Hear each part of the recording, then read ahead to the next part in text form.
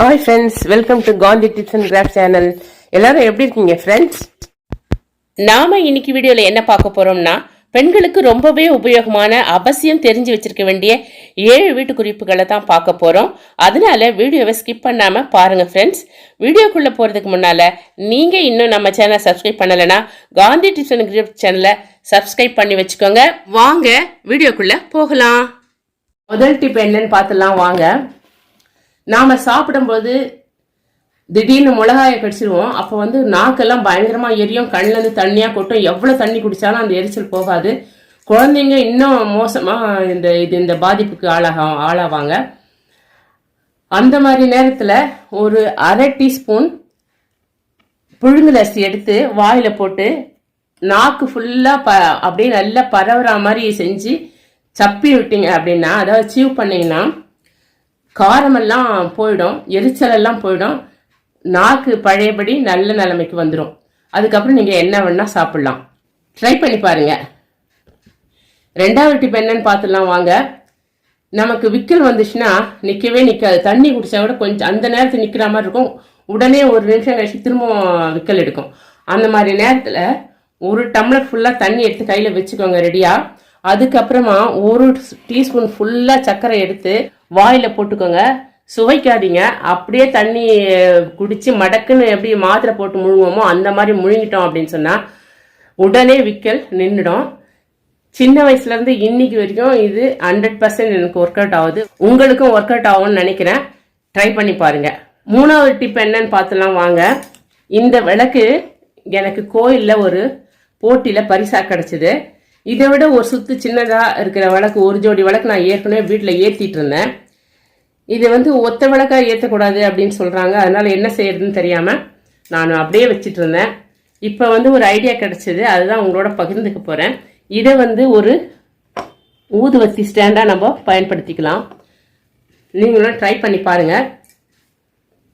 ஒருவேளை நீங்கள் உங்கள் வீட்டில் எவர் சில்வரில் ஊதுவத்தி ஸ்டாண்டு வச்சுருந்தீங்கன்னா அதை எடுத்துட்டு இதை வச்சுக்கோங்க. ஏன்னாக்கா எவர் சில்வர்ன்றது ஒரு இரும்பு தான். அந்த இரும்பு வந்து சனீஸ்வரனுடைய உலோகம். அதை வந்து நம்ம வீட்டில் பூஜை பொருளாக பயன்படுத்தக்கூடாது அப்படின்னு சொல்கிறாங்க. அதனால் அதை இது மாதிரி யூஸ் பண்ணுங்கள். ஒருவேளை உங்கள் வீட்டில் பித்தளையிலேயே எங்களுக்கு வந்து ஊதுவத்தி ஸ்டாண்ட் இருக்குது, இது தேவையில்லை அப்படின்னு தோணுச்சுன்னா இதை பாருங்கள். இது கொசு விரட்டி ஊதுவத்தி. இதுக்கு தனியாக ஒரு ஊதுவத்தி ஸ்டாண்டு அவசியம் தேவைப்படுது. அதுக்கு தான் நான் இதை உபயோகப்படுத்துகிறேன். இந்த ஊதுவத்தி ரொம்பவே நல்லா கொசு விரட்டுது. நாலாவது டிப் என்னன்னு பார்த்துடலாம். நம்ம ஊதுவத்தி இப்போ கொசு ஊதுவத்தி ஏற்றி வந்து தரையிலையோ வச்சோம் அப்படின்னாலும், டீப்பால எதையா வச்சோம் அப்படின்னாலும் அந்த சாம்பல் வந்து அங்கே விழும். அந்த சாம்பல் வந்து துடைக்கவே வரல. ஒரு மாதிரி அது லேசான பிசு பிசுனா கரையாயிடுது. அது க்ளீன் பண்ணுறது கஷ்டமாக இருக்குது. பூஜை ரூம்லேயும் அதே போல தான். அதனால் வந்து ஏற்றி இந்த மாதிரி ஒரு தட்டில் வச்சுக்கிட்டிங்கன்னா அதில் அந்த சாம்பல்லாம் அந்த தட்டிலே விழுந்துடும். நாம் எடுத்து அப்புறம் அதை டிஸ்போஸ் பண்ணிடலாம். ஒருவேளை நீங்கள் அந்த ஏற்கனவே சொன்ன அந்த ரீசனுக்காக எவர் சொல்ல விரும்பலை அப்படின்னா பித்தளை தட்டு வாங்கி வச்சுக்கலாம். பித்தளை தட்டு ரொம்ப அதிக விலையாக இருக்கும். பொதுவாக நம்ம சேனலில் வேஸ்ட் மெட்டீரியல்ஸ் எப்படி ரீயூஸ் பண்ணுறதுன்னு தான் நம்ம பார்த்துட்ருக்கோம். அதனால பித்தளை தட்டுக்கெலாம் செலவு செய்யாத ஒரு சுலபமான ஐடியா சொல்கிறேன். இதை பாருங்கள். இந்த மாதிரி ஒரு கொட்டாங்கச்சி, நல்ல அகலமான கொட்டாங்கச்சி கிடச்சிதுன்னா அதை வந்து இது மாதிரி அழகாக பெயிண்ட் பண்ணிக்கோங்க. நான் கொஞ்சம் சுமாராக தான் பண்ணியிருக்கேன். நீங்கள் இன்னும் கொஞ்சம் அழகாக பண்ணிக்கிறதுனா பண்ணிக்கோங்க. பண்ணிவிட்டு இது வந்து நேராக நிற்கலை அப்படின்னா குழந்தைங்களுடைய வளையல் இது ஒன்று உடஞ்சிருச்சு, ஒன்று தான் இருக்குது. இப்படி வச்சுக்கிட்டிங்கன்னா அதில் நேராக நிற்கும். வேணும்னா நீங்கள் பசை போட்டு அதை ஒட்டிக்கலாம். குழந்தைங்க வளர வளர அந்த குட்டி வளையல்லாம் பத்தாமல் போயிட்டு நிறைய வேஸ்ட்டாக தான் வீட்டில் இருக்குது. அது மாதிரி யூஸ் பண்ணிவிட்டு அதில் வந்து இதை ஏற்றி வச்சிட்டிங்கனாக்கா அந்த இது சாம்பல்லாம் அதுலேயே விழும். அப்புறம் அதை எடுத்து ஈஸியாக டிஸ்போஸ் பண்ணிடலாம். அஞ்சாவது டிப் என்னன்னு பார்த்துடலாம். இது நோம்பு மஞ்சள். எங்களுக்கு எண்ணிக்கை கிடையாது, அதனால் நாங்கள் 2 தான் வைப்போம் தட்டில். நோம்பு கழித்து தாய் வீட்டிலேருந்து மஞ்சள் குங்குமம் எல்லாம் கொடுப்பாங்க. அப்போ வந்து 2ம் கலந்துடாமல் இருக்கிறதுக்கு நாம் கலந்துடக்கூடாது. ஏன்னா அவங்க வீட்டில் நோம்பு இல்லாமல் இருக்கும். அது மாதிரி இருக்கும்போது எல்லாம் கலந்துடக்கூடாது. அதனால் இது மாதிரி ஒரு சின்ன பாட்டில் எடுத்து நோன்புன்னு எழுதிட்டு அதில் இதை போட்டு வச்சுக்கலாம்.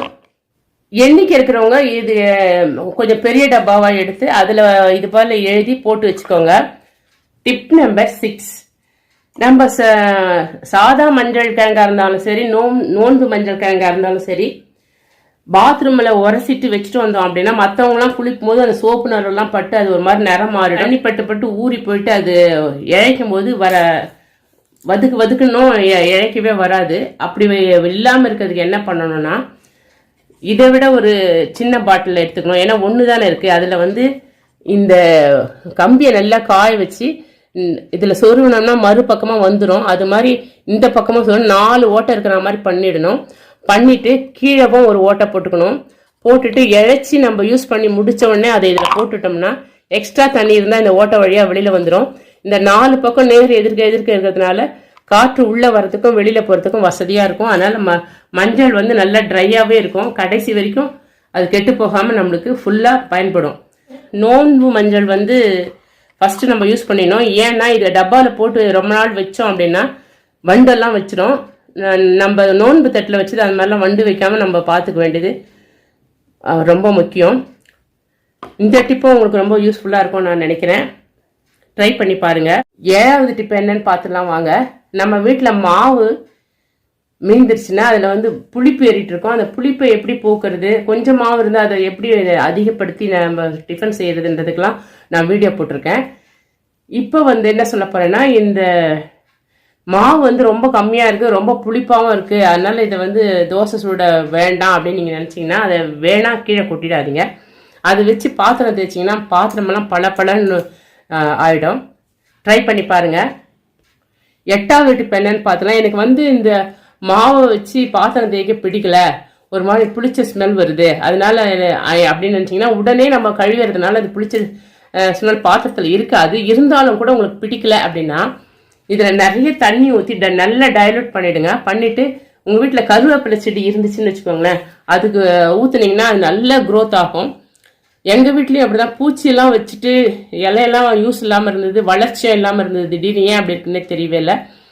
இப்போ இந்த மாதிரி மாவு ஒரு முறை மீந்துட்ட உடனே அதை அதில் மேலால் கொஞ்சம் நல்லா டைலூட் பண்ணி தெளிச்சுட்டு வேருக்கு மிச்சத்தை ஊற்றி விட்டுட்டேன். அதுக்கப்புறம் பார்த்தீங்கன்னா அந்த பூச்சியெல்லாம் எங்கே போச்சுன்னு தெரியல, புதுசாக நிறைய க்ரோத் ஆக ஆரம்பிச்சிடுச்சு. நீங்களும் ட்ரை பண்ணி பாருங்கள். என்ன ஃப்ரெண்ட்ஸ், இந்த வீடியோ உங்களுக்கு ரொம்பவே உபயோகமாக இருந்திருக்கும்னு நினைக்கிறேன். இந்த வீடியோ உங்களுக்கு பிடிச்சிருந்தா லைக் பண்ணுங்கள், ஷேர் பண்ணுங்கள், கமெண்ட் பண்ணுங்கள். காந்தி டிப்ஸ் அண்ட் கிராஃப்ட்ஸ் சேனலை சப்ஸ்கிரைப் பண்ணி வச்சுக்கோங்க. அப்படியே பக்கத்தில் இருக்கிற பெல் ஐக்கானை கிளிக் பண்ணி வச்சுருங்க. மேலே இருக்கிற ஆல் என்ற ஆப்ஷனை கிளிக் பண்ணிட்டீங்கன்னா நான் போட்ட வீடியோக்களுடைய நோட்டிஃபிகேஷன் உடனுக்குடனே உங்களுக்கு கிடைக்கும். தேங்க்யூ ஃபார் வாட்சிங். வாழ்க வளமுடன்.